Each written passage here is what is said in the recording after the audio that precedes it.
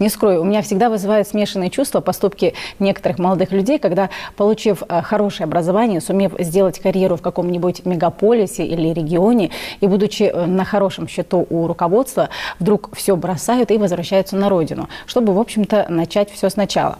С одной стороны, думаешь, ну, молодцы патриоты, а с другой какая-то мысль червоточинка мешает. Молодежь сегодня прагматичная пошла, романтики в ней мало. Думаешь, а вдруг что-то другое? Сегодня у меня в гостях именно такой человек, и все эти вопросы мы зададим ему. Гость студии, лицо программы. Молодой руководитель управления Федеральной антимонопольной службы по нашей республике Батыр Тачиев. Добрый вечер, Батыр. Добрый вечер, Серик Лашин. Ну, что это? Это вышеупомянутый патриотизм? Почему такое происходит? Или это такой разумный, расчетливый риск молодых людей?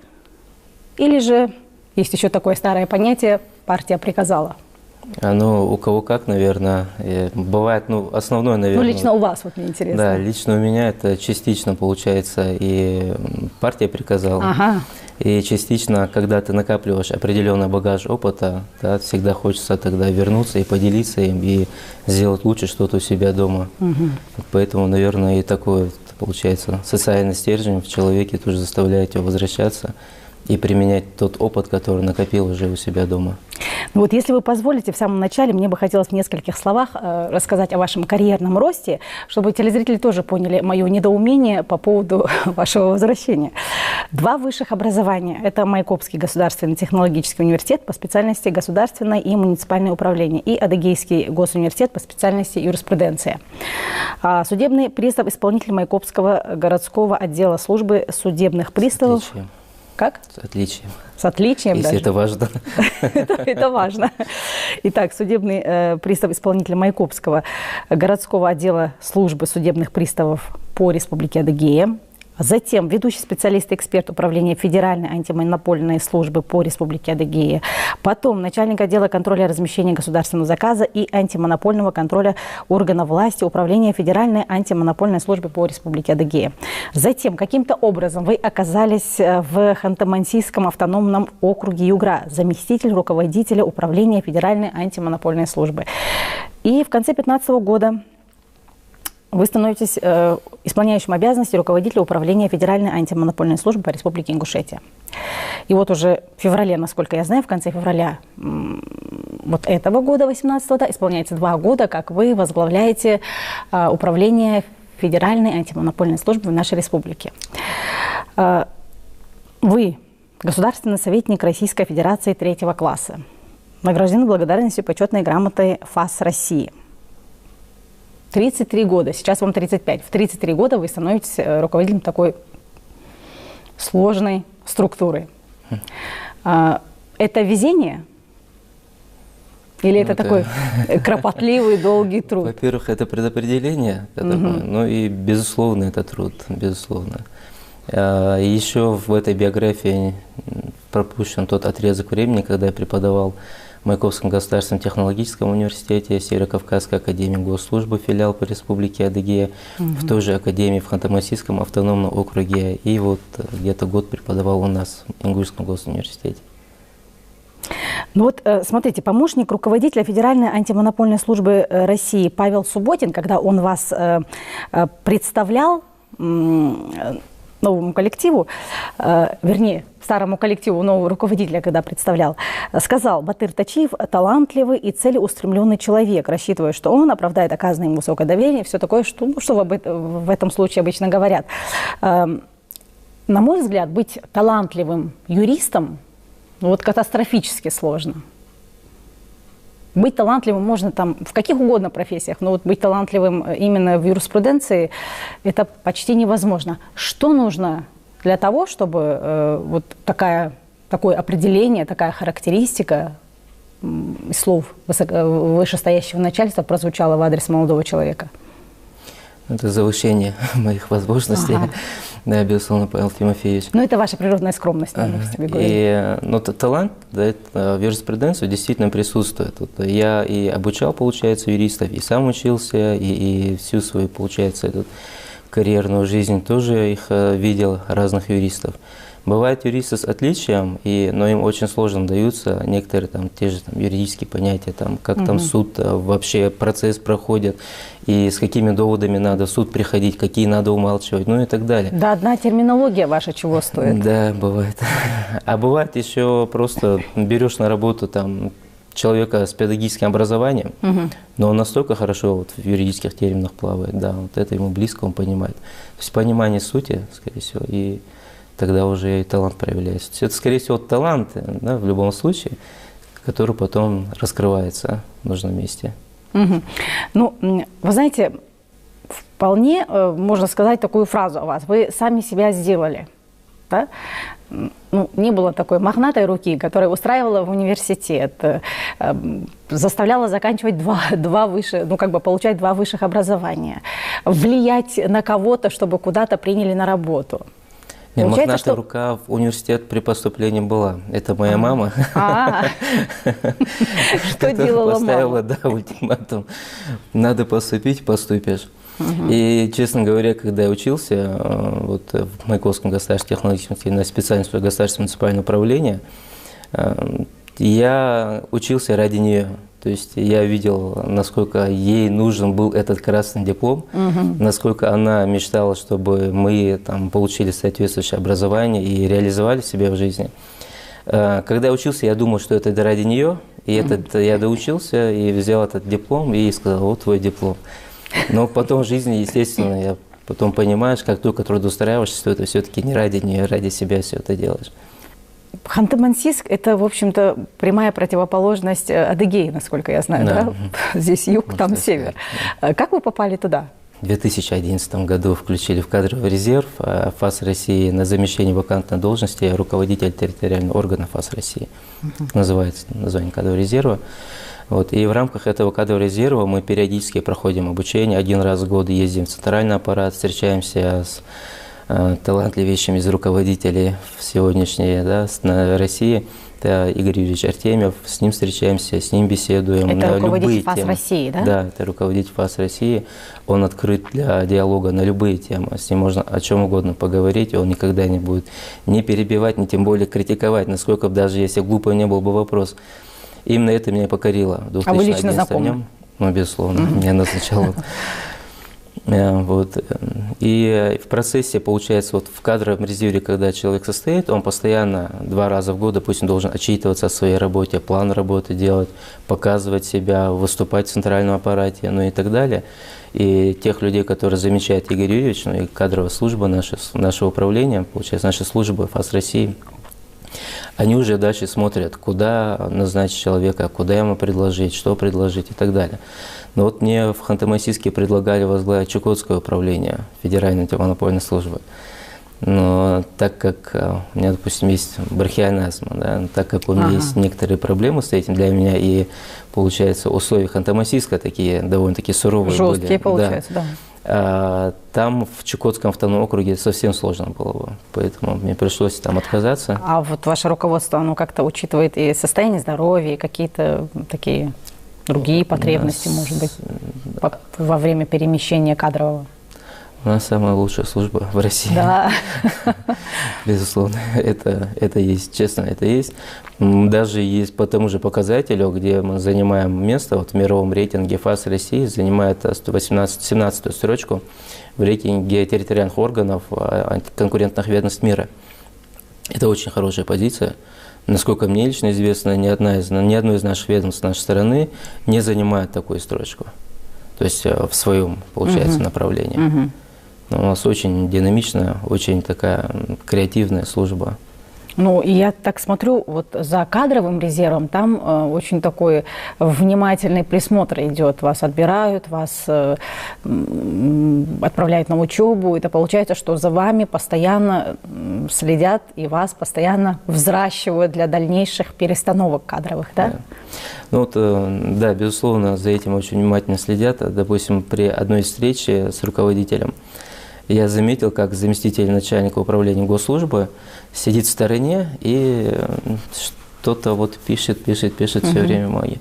Смотрю, ее взгляд перемещается от резервиста к резервисту, и она, ну, я понял, что она описывает ее. Ну, чуть позже я спросил, а что вы там писали про нас, там, она говорит, ну, вот, об этом мы не говорим. Но все-таки потом я об этом узнал, это получается психологический портрет, она пишет о каждом. То есть, кроме того, что мы там тесты сдаем, проходим разные, да, там, деловые игры, и там за нами наблюдают, что, как там пишут о нас. И кроме этого еще наблюдалось, как мы сидим, когда мы сидим за одним столом с руководителем нашей службы. И это тоже о многом говорит, то есть в том числе это психологический портрет, там, что за человек, характер его раскрывается и так далее. То есть полная картина. Слушайте, поэтому как у вас там все сложно. Случайных назначений, возможно, кроме меня, в ФАСе России не бывает. Там очень вы считаете себя бывает. случайным назначенцем? Ну, естественно, да. Скромно. Батыр, я знаю, что вас немножечко обижает, тогда же оскорбляет скептическое журналистское выражение. А зачем республике такая служба? У нас ведь нет никакой монополии. Где-то их можно понять. Значение слова антимонополия, допустим, такая совокупность мер, конечной целью которых является ограничение свобод в предпринимательской деятельности, а также ограничение свободы договора между собой влиятельных компаний. То есть работа вашей структуры востребована в каких-то таких крупных регионах с какой-то устойчивой экономикой, крупными промышленными предприятиями. Всего этого у нас, как у самого молодого региона России, пока еще нет. Поэтому такое журналистское отношение к вам, оно понятно. Это я вас пытаюсь подвести к тому, чем сегодня занимается ФАС в республике. Вы можете вот для обывателя описать свою работу коротко так? Могу сказать о своем коллективе, что это одно из самых профессиональных, получается, сообществ нашей республики. Здесь всего наш коллектив состоит из 10 человек, каждый профессионал в своем деле. О том, что служба работает, действительно, когда люди работают и до 2, и до 3 часов ночи. А что приходится и так? Это, безусловно, это бывает, но не в командном назначении в плане, да, там, приказном порядке, а в инициативном порядке. То есть бывает, людям необходимо оказать помощь, да, их там бизнес ущемляется, там, даже там, да, от ресурсов каких-то, там, энергоресурсов их отключили и так далее. Допустим, если это будет там кирпичный завод и так далее, ему утром надо приступить к работе. Либо это госзаказ даже, это там, да, пару миллионов или там 10 миллионов, 100 миллионов, даже если это там 20 тысяч рублей, если это аукцион прошел, чтобы защитить его интересы до подписания контракта, чтобы это все процедуры приостановить и разобраться, и помочь этому человеку, бывает необходимо, что да, и приходится и ночью. Вы в одном из своих интервью сказали, целью ФАС является не наказать компанию, а предупредить нарушение. И самый лучший способ достижения этого результата, когда потребители защищают свои права на раннем этапе. Это что же получается? Что вы по ходу своей вот основной деятельности, вы еще занимаетесь таким юридическим ликбезом населения? Ну, максимально стараемся, и для продвижения этого вот у нас социальные сети, очень активно в социальных сетях мы присутствуем, в Инстаграме, в Фейсбуке. Кроме этого, мы, вот, допустим, в этом году запустили новый там проект, мы еженедельно подводим итоги за прошлую неделю. Более интересное дело, коротко рассказываем о нем. Вот 2 раза было, вот следующий в понедельник будет заместитель мой об этом, говорить тоже об этом будет. Поэтому максимально стараемся раскрывать. ФАС России из органа, который наказывает, да, он стал орган предварительного контроля с 4-м антимонопольным пакетом. Он был ровно 2 года назад принят, утвержден. И мы теперь предупреждаем сначала, как органы власти, так и бизнес. Вы же относитесь к фискальным таким органам, да? Нет, мы не фискальный орган. Вы хотя приносим бюджету миллиарды штрафов, приносите, безусловно, да. приносим, да, миллиардные причем, да. Вот. И мы сначала предупреждаем, подписываем предупреждение, что вот в такой-то срок вам необходимо прекратить эти действия акта недобросовестной конкуренции, прекратить злоупотреблять своим положением и ущемлять там положение более малого субъекта, либо того субъекта, который зависим от него. И если это предупреждение не исполняется, то тогда уже возбуждаем дела и уже идут огромные штрафы.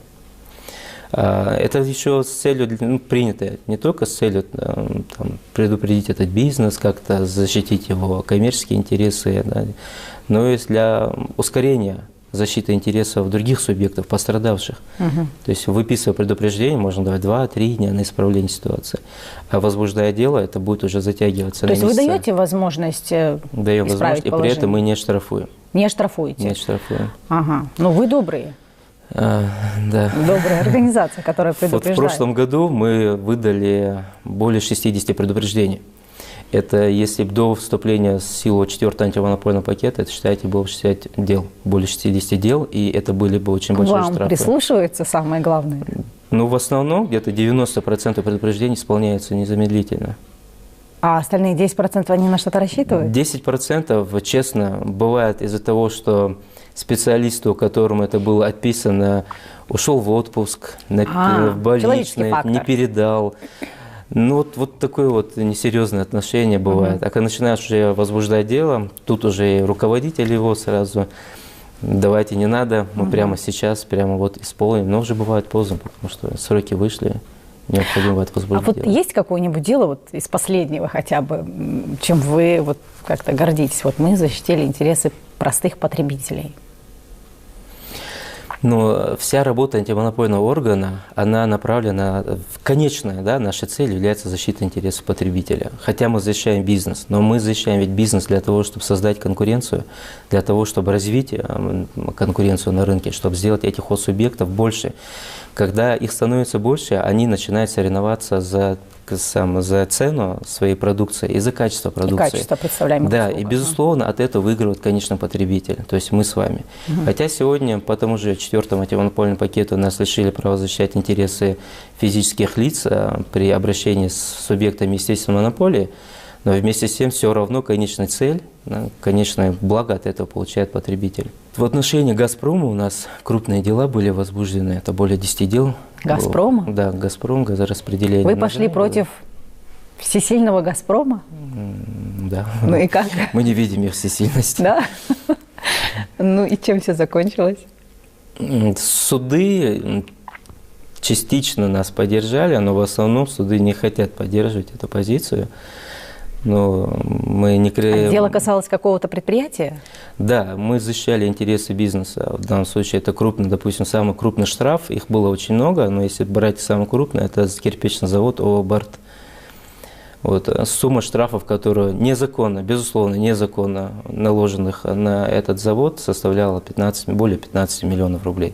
То есть для субъекта малопредпринимательства, который только построился, только хочет ввести свою продукцию в оборот, также составить конкуренцию на рынке, это опять же для нашего потребителя цена и качество кирпича, вот, получается, он вынужден был прекратить свою деятельность из-за этих штрафов, непосильных штрафов.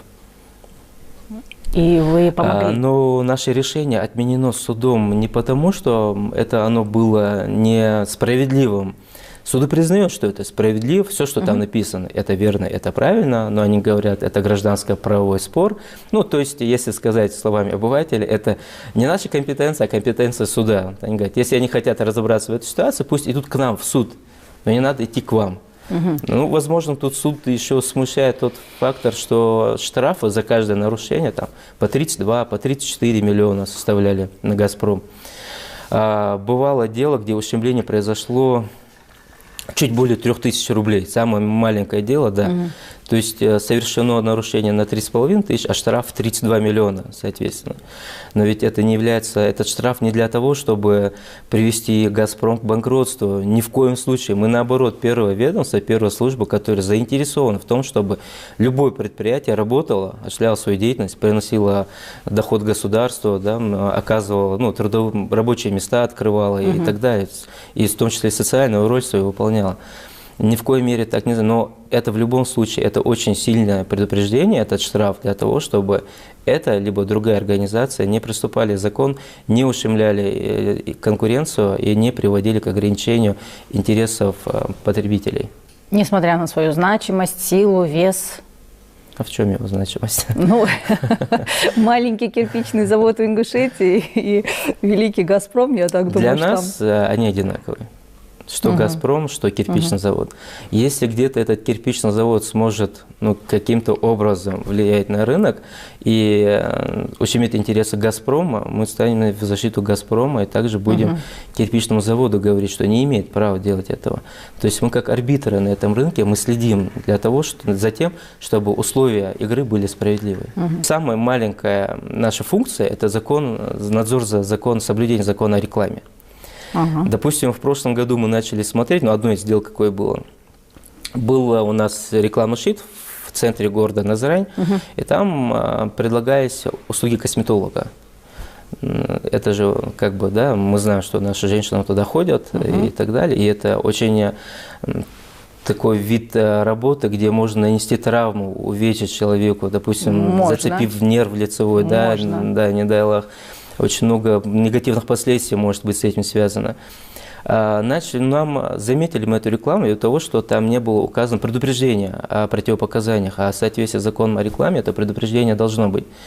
Запросили... То есть там, где написано, что вот мы предоставляем такие услуги, медицинские да? услуги. Это медицинские услуги. Косметология – это медицинские услуги, да, получается? Да, это по перечню. То есть там должны еще и противопоказания они должны написать? Да, ну, предупреждение, это полная антиреклама собственной деятельности, получается, Но нет? это защита потребителя, что потребитель видел и знал, что там есть все-таки противопоказания, и прежде чем туда идти, необходима консультация с врачом.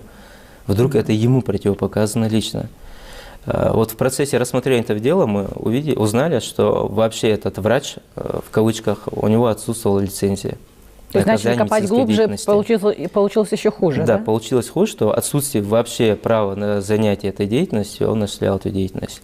Соответственно, убрали рекламу и прекратили деятельность этого врача. Ну, не ваша задача, наверное, в дальнейшем следить за тем, чтобы этот врач не всплыл где-то в другом месте, не начал предлагать свои услуги посредством соцсетей, что часто у нас отсутствует некий реестр дисквалифицированных либо предупрежденных лиц в этой сфере, да, они отсутствуют. Но мы, в принципе, тесно работаем со своими коллегами с Росздравнадзора.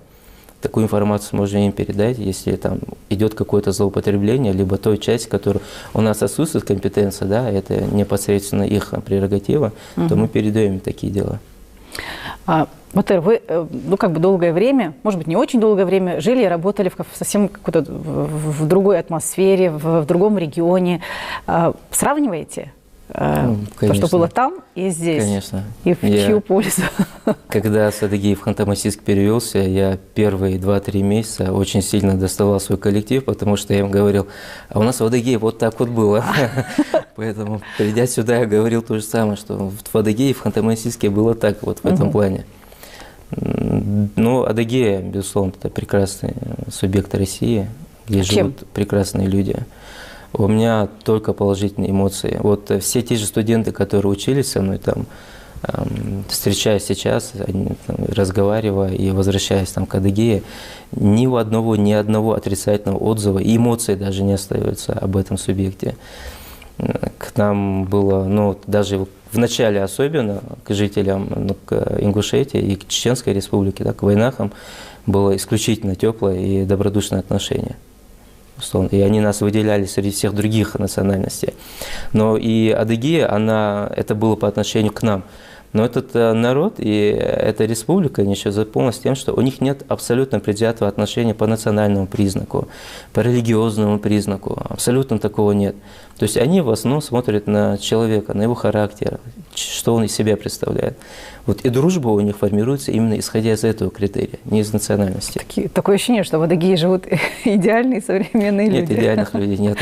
А вот вы как руководитель, вот мне интересно, штат у вас маленький, там всего 10 человек. Это коллектив единомышленников? Потому что все-таки вы, когда пришли, 80% штат уже был сформирован. Сложно было вначале? Ну, во-первых, 33 года. Я считаю, что довольно молодой человек пришел руководить. Ну, опыт у меня был, да, и в руководящих должностях, и поэтому, ну, я не был перед проблемой, с которой я не был знаком. Но в основном работа в ФАСе – это призвание, наверное. Наверное, и мы призвание. сами про себя говорим, да, это вот как с пулей в башке говорят. Да. Ну, принося вот такие суммы денег в бюджет, и в местный бюджет, и в федеральный бюджет, зарплаты ваших сотрудников невысокие, я так поняла, да? Да. Ну а что заставляет ваших сотрудников, допустим, до 2-3 часов ночи на голом энтузиазме оставаться на работе? Идея. И вот у человека самое главное не то, что у нормального человека и нормального юриста, не то, что он сколько там человека он наказал, там, что там выявил и так далее, а его социальная роль при этом. чем он улучшил ситуацию вокруг, кому он помог, как он помог. И наблюдать этот процесс, это стоит намного больше, чем, получается, материальные ценности, что зарплату, которую можешь получить. Ну, прям идиллия какая-то. Нет, честно, у меня, получается, те люди, которые хотят заработать, они долго не задерживаются. А вы знаете, когда он хочет заработать? Ну, я в процессе собеседования понимаю и не беру их просто на работу. Ага. Сейчас у меня работает, получается, 9 профессионалов. Ну, я 10-й, получается, в службе. 9 профессионалов, да, 9 лучших в своей сфере людей, и которые готовы помогать республике. Ну, а если поступит такое предложение, от которого трудно будет отказаться? Ну, как кому-нибудь, одному из ваших сотрудников. Нельзя будет его обвинить в том, что он, ну, как-то сошел с дистанции, с дистанции вот именно того направления, которое вы им даете, и, ну, как-то расслабился. Ну, испытание властью, испытание деньгами – это очень, это одно из самых сложных испытаний, но я в них верю, в каждого из них верю. Не доверяя, невозможно работать. Значит, все-таки это команда единомышленников. Безусловно. Это команда, это дружный коллектив. Зная, какая у нас зарплата, зная все минусы и плюсы нашей службы, люди к нам по полгода, даже год бывает, приходят на стажировку без зарплаты в ожидании того, что у нас появится единица, и они придут к нам на работу. У нас есть такие люди, которые у вас какие-то хорошие перспективы там предстоят, нет? Ну вот работа в команде их интересует. Вот как мне кажется, получается, да, создать такую команду, в которой отсутствует, то есть основным критерием является не материальная мотивация. Получается, давайте, да, такие получается, такие такую, блага, да? В кавычках, которые, да, они хотели бы работать в этой команде. Ну, безусловно, да, никогда не давил на какие-то решения, которые выносятся. Ни инспекция, которая выезжает на проверки, проверяет наши министерства, ведомства, крупные хоссубъекты и все, не при принятии решения, когда поступает жалоба. Поэтому они свободны в своих решениях. И поэтому они знают, что они отвечают за это решение, вплоть до уголовной ответственности. Полное взаимодоверие получается у вас. А без этого невозможно работать. Не доверяя, невозможно работать. Понятно. А по поводу министерства и ведомства, я вот хотела спросить, вы ведь часто бываете на всевозможных заседаниях, совещаниях со многими министрами, руководителями, наверное, лично знакомы. Да. Вот так вот по-понебратски решить вопрос, попытки бывает? Там прямо же на совещании или в кулуарах, там после окончания совещания? Вот честно, с учетом возраста, ему лет 50, вам 35. Нет, очень мало звонков бывает, очень мало таких просьб бывает. Это я думаю, что это связано с тем, что когда только 2 года назад, когда приехал сюда, начали возбуждать дела в отношении чиновников любого ранга.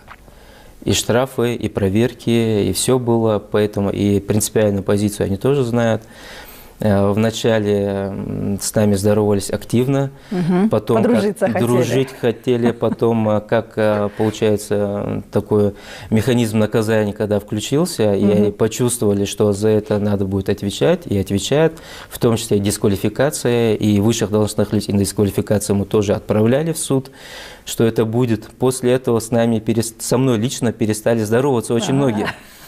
Не здоровались, проходили мимо, но сейчас все-таки здороваются. Но осторожно. Да, но просьб не бывает уже, практически не бывает просьб. Ну, просьбы, если бывают, они бывают, но поймите, почему мы это сделали. Вот мы исходили там к вынужденным обстоятельствам, к крайним обстоятельствам, поэтому так сделали. С такого рода объяснения бывают. Допустим, если это сговор какой-то был на торгах, да, там, или в обход закона хотели там контракт заключить какой-то. Вот, и бывает объяснение такое. Батыр, но есть еще одна мера воздействия на молодого чиновника. Это поиск каких-то родственных связей. Мы все между собой родственники, да, всегда можно найти какую-то ниточку. В конце концов, можно поехать к отцу, сказать, ну ты образуй там своего сына. Такого не было? Ну, я первый раз об этом говорю. Вот, разговор с отцом, когда я приехал, когда назначили на эту должность, у нас был с ним разговор. Но я ему сказал, то, что ты сделаешь, ты скажешь, я сделаю в любом случае, да, от этого никуда не деться, я это сделаю. Но знай, бывают просьбы, за которых надо будет отвечать не только перед законом, но и перед Всевышним. И если ты готов в приказном тоне мне это сказать, я понесу за это ответственность, но я напишу после этого заявление и уволюсь. Жестко. Но у него, в принципе, такая же позиция была.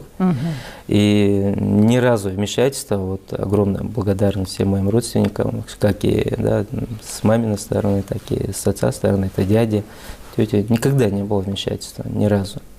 Защищая интересы какой-то одной стороны, вы ущемляете интересы… Да, ну вот они сначала обижаются, конечно, и чиновники обижаются, и руководители крупных бизнесов обижаются, многие обижаются. Но увидев справедливость, они начинают потом уважать. Вот я сегодня чувствую уважение к нашей службе. А нас еще мало знают в населении, потому что некоторые дела мы не разглашаем, потому что мы не можем их разглашать. А у вас есть еще и закрытые дела? Безусловно, ведь ФАС России надзирает и за гособоронзаказом. Мы рассматриваем дела там, государственной тайны, коммерческой тайны и так далее. Даже если это персональные данные, опять не можем разглашать эти данные.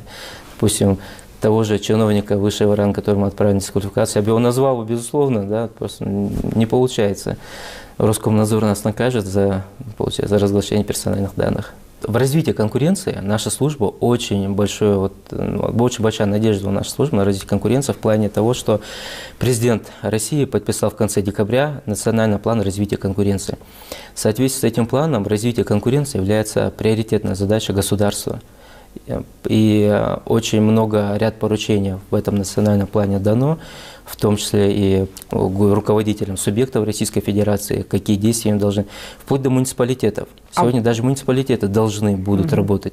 Если они этого не будут делать, предусмотрен механизм очень жесткого наказания. А ваша организация, ваша служба в этом какую роль играет? Мы до сих пор были органом, который надзирает за соблюдением конкуренции, да, чтобы равные права были у всех. Теперь из органа такого надзорного мы превратились в орган, который помогает этому развитию. И, наконец, нам дан такой механизм, когда можем… То есть критиковали мы до сих пор и говорили, это неправильно, а сказать, как правильно, да, законодательство нам не давало.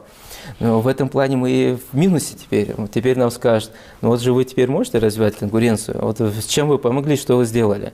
Эти вопросы теперь тоже… теперь конкретные предложения должны последовать? Теперь да. И этих предложений у ФАС России очень много. Начиная от параллельного импорта и заканчивая тем, что необходимо уже вносить 5-й антимонопольный пакет и принимать его в сферу ввиду цифровизации нашей экономики. И, допустим, сегодня очень активно используются роботы в торгах с целью картельного сговора, осуществления картельного сговора. Это некий алгоритм, который прописан, и который эта программа запускается на сайт закупки Gov.ru, и там проводится колоссальный анализ всех закупок, не только на этот сайт, но и вообще в сети интернет. Колоссальный анализ, и при заинтересованности хозсубъекта получить по максимально выгодной для себя цене и максимально невыгодно для государства, получается, и для бюджета, он, получается, вот идет сговор с этим лицом, которое создало, написало эту программу и запустило ее, и эта программа уже работает на этого человека. Сегодня законодательство не позволяет возбуждать дела в этом плане, то есть в отношении неодушевленного, получается, в отношении робота, да? Непонятно кого, в отношении алгоритма, в отношении того же робота, который запущен. Схемы, получается, какой-то, да? Да, наше законодательство сегодня бессильно перед этими угрозами. Те же угрозы, получается, да, мы знаем, технологии блокчейна, бигдаты, они очень активно используются недоброжелателями, получается. И этому необходимо очень активно… еще в хвосте плетется. Да, законодательство в хвосте у нас. Очень интересный обстоятельный доклад в этом плане был у руководителя конкурентного ведомства Австрии. В сентябре у нас была коллегия «Неделя конкуренции в России». Около 50 стран мира вообще участвовала наши коллеги, руководители ведомств зарубежных стран. Они уже, Австрия, допустим, это законодательство себя внедрила и очень активно использует. И этому необходимо противостоять. Вот. А у нас когда ждать? ФАС России уже разработала этот пакет, и он идет, насколько я знаю, сегодня на уровне согласования с заинтересованными министерствами, ведомствами и сообществами профессиональными. Ну, то есть надеемся, в ближайшее время. Рост, развитие, работа вам обеспечены на ближайшие годы, я так поняла. Вызовы, безусловно, у нас, получается, вызовы идут ежедневно. Они опережают, по-моему, да? Они опережают наше законодательство. Законодательство в любом случае опережает, да? Да, да. И нам сегодня необходимо разработать такой механизм, при котором мы могли бы заглядывать сами в будущее и принимать эти законы, уже исходя из тех угроз, которые будут завтра. Ведь что будут роботы, да, на торгах, мы еще знали где-то, можно сказать, 6 лет 8 мы об этом знаем, что они будут. То есть, и тем не менее, ВОЗ и ныне там. Именно с законодательством. Но когда вы приходите в Госдуму к законодателю, говоришь, необходимо принять, необходимо это обосновать. Почему? И то, что у тебя в голове некие угрозы, направленные на будущее, да, то есть должны быть конкретные результаты потерь. Должны быть конкретные, да. Потерь в бюджете, да. Примеры принятия, применения этих технологий должны быть негативного плана. Но они уже есть? Да. Если бы этого не было, в принципе, их можно понять. Если бы их, да, мы сегодня запретили бы искусственный интеллект, так как есть у многих людей боязнь того, что робот захватит человечество. Да. Понятно. Поэтому и с этой позиции тогда, получается, смотрели на этот законопроект и говорили, нет, это не нужно. Давайте сначала посмотрим, переведет ли это к этому. После этого уже будем думать, принимать этот закон и в какой версии его принимать. Но сегодня это уже есть. Мы с этим столкнулись. Вот технологии, Big Data, просто, да, я сказал бы Big Data, да. Я бы сказал бы попроще, но невозможно сказать, это вот технология такая. Это, получается, это означает данные, огромные данные о людях сегодня в средствах, в интернете находятся, да, в свободном доступе, можно сказать. И используя эти данные, очень много можно негативного сделать, но также можно и сделать позитивный бизнес, построить на этом. Вот, допустим, одно из ведущих такси в Российской Федерации использовал эту технологию в минус. Они, получается, когда вы же имеете право вызывать такси, и сегодня мы можем заплатить через приложение, привязав свою карточку, заплатить с карточки прямо там, да. Это операционная система. Как выяснил Управление по борьбе с картелями ФАС России, она анализировала, получается, получив данные о карточке этого человека, она анализировала, сколько этот человек тратит, то есть сколько у него денег, грубо говоря. И когда он в следующий раз вызывал это такси, то для него это такси стоило не 30 рублей, как у других, грубо, да, 30 рублей, а уже 50 рублей. То есть этот человек платежеспособен, значит, мы можем у него забрать эти деньги. Он платит, у него есть деньги, у него есть на что деньги. Вот эти технологии… Это не есть хорошо, я так думаю. Это, безусловно, минус, это огромный минус, это очень плохо для нас, да, для потребителей. Вот ФАС России выявил эту технологию, запретила использовать ее этому, получается, перевозчику. Этому такси, грубо говоря, такси, если утрированно. И таких дел очень много, которые ФАС сегодня проводит в защиту интересов нашего потребителя. Просто это вы все, мы не замечаем, может так, но мы замечаем это вот в своем кошельке. То же самое, очень много дел возбуждено в отношении Microsoft, Apple, их цен, их тарифной политики, их присутствия на рынке, их условий оборота товара на нашем рынке. Очень много дел. Вот этот вот прогресс в технологическом направлении, он, по-моему, задает вам тоже задач очень много, да, на будущее? Спокойно жить он нам точно не дает. В ближайшее время точно не даст, да? Да, в ближайшее время не даст. Поэтому наши службы должны быть лучшие. И программисты, и экономисты, и юристы. Только имея лучших, мы сможем противостоять этим угрозам. И постоянно учиться чему-то новому, получается. Постоянно. Как говорил, да, Стив Джобс, если не делаем сегодня шаг вперед, мы делаем 2 назад. 2 назад. Поэтому мы сегодня каждый день делаем шаг вперед. Понятно.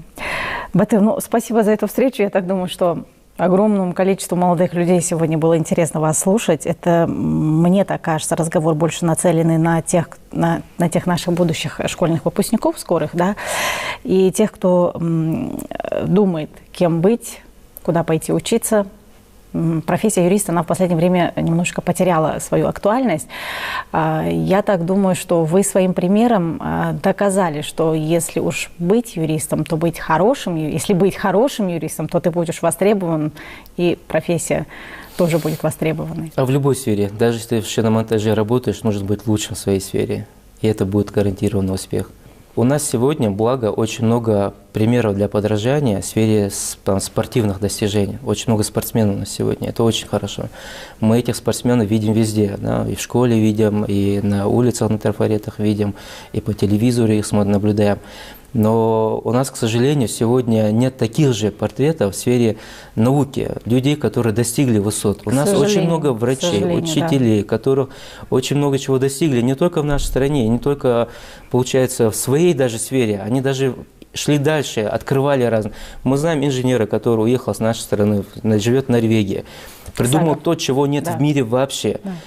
Таких людей очень много, и нам необходимо это тоже пропагандировать, показывать это. Ведь мы все знаем, допустим, особенно в нашем обществе, когда я рос, мы видели людей, которых общество уважает, и старались быть похожим на него. Да. Это если спортсмен, зачастую он был хулиганом. За то, что он хулиган, он и достигал этих спортивных высот. Вот говорят, без наглости в спорте невозможно достичь ничего. Да? Вот это наглость. Но ведь были и минусы от этого, там, в той же учебе, да? Он немного отставал в учебе. Но и для нас это была норма, и мы там смотрели, и наше отставание мы считали нормой. Это, вот этот человек достиг. Таких людей у нас действительно в нашей школе много было, да, в наших тейпах их таких людей тоже много, которым мы хотим там подражать, смотреть. Либо когда нам говорят, а мы там в армии полы не мыли, все, это вот предел, из-за того, чтобы не мыть полы, мы готовы, да, угробить свою карьеру, свою жизнь, уйти никуда, да. Возможно, то есть должны быть какие-то определенные ценности в обществе, к которым должна тянуться тоже подрастающее поколение, молодежь? Мы должны сегодня дать спрос на мозги. Я извиняюсь, что так говорю. У нас, по моему личному мнению, глубокому мнению, у нас очень долгое время отсутствовала конкуренция именно в знаниях, конкуренция среди специалистов. Потому что в силу нашего общества мы брали на работу тех, кого мы знаем, тех, кто нам там родственник, кто нам предан по принципу, мы пришли к тому, к чему мы пришли. Да, мы сегодня пришли к тому. Бывает, что мы сегодня запрашиваем информацию, нам ее не могут дать, потому что не знают, как написать об этом. Даже к этому. Поэтому нам сегодня необходимо развивать это, необходимо усиливать спрос на мозги, спрос на профессионализм. Без этого мы никуда не двинемся. И для этих целей нам надо вот в школах. У нас же много выпускников, которые, да, допустим, тот же премьер-министр Республики Ингушетия, он учился в моем городе, я с Малгобека, и в соседней школе. Причем эта школа была самой худшей в плане знаний в нашем городе. Это неоспоримо, это все мы знаем. В основном конкуренция была между моей 20-й школой и третьей школой. Третья школа это в центре находится города, и она всегда была такой. Достигали они очень много, там, в том же, тех же олимпиадах, очень много мест и так далее. А вот 18-я школа, где учился Руслан Гагиев, она была самой плохой. Но вместе с тем, ведь премьер-министр вышел оттуда. Вместе с тем, из-за этой школы, получается, в параллельном классе с Русланом учился и Михаил Гоигов. И он сегодня заместитель руководителя чеченского УФАС, работает не у себя, то есть и там его признали, пригласили работать, он там работает. То есть выходит, то есть таких людей, не только спортсмен. Из-за этой школы вышло очень много спортсменов, ввиду того, что там, да, силу знаний, которые там давали. Ну, там хорошие учителя, конечно, просто ученики не соответствовали. Или ценности у них были немножко другие. Там очень много спортсменов, очень много борцов малгобекских, там боксеров вышли с этой школы, профессиональных и полупрофессиональных, и любителей. Но вместе с тем очень мало пропаганды вот, в научной сфере, что необходимо вот идти в этом направлении, быть математиком, быть физиком, быть химиком. И даже да, по Всевышний нам да, сказал, что необходимо учиться за знанием хоть в Китае. Нам не надо в Китае, можно сегодня этим заниматься. Да. А сколько у нас из-за высокой конкуренции в спорте людей, которые не могут вылезти да, в чемпионы и остаются на заднем плане. И эти люди могли бы в плане науки идти, в плане знаний. Если бы своевременно мы бы пропагандировали им эти ценности. Мы должны сегодня говорить не только, что быть чемпионом олимпийским, в том, что это круто, но ведь быть академиком – это супер круто. Да? Это супер круто. Это очень много для этого нужно. Вот нам надо сегодня в этом плане, в этом направлении тоже идти. Целиком полностью согласна. Надеюсь, что нас сегодня слушала определенная категория молодежи, которая сегодня стоит перед выбором. Я так думаю, что ваши советы, ваше мнение им пригодится. Возвращаясь к вам. Вы женаты, воспитываете супругой двоих сыновей. Кстати, по сколько лет вашим ребятам? Старшему 10, младшему 5 лет. Ну, при том, что работа такая, времени на воспитание детей хватает? Да, его необходимо в любом случае, да, как-то искать. Вот на днях очень дети были счастливы тем, что у нас открыли хоккейную академию. Это вот рядом со мной, получается. Пошел туда, чтобы сдать первого сына, сдать буквально, чтобы он там занимался хоккеем, а получилось так, что его возрастная категория там не занимается младше. А на ребенка 5 лет я не думал, что его можно в хоккей отдать и им будет там заниматься. Как раз оказалось, что его именно вот возраст и подходит. Ну, отдали, вот сейчас ходит на тренировки с удовольствием. Старший остался ни с чем? Старший, да, остался ни с чем. Это будущие юристы? У старшего, ну, у них мать врач, поэтому старший себя связывает с врачебной сферой. Младший говорит, я хочу быть таким, как ты. На вопрос, а кто я? Он говорит, ну, не знаю. Ну, главное, чтобы как папа, таким, да? как ты. Спасибо вам за эту беседу. Удачи вам. Спасибо, что пригласили.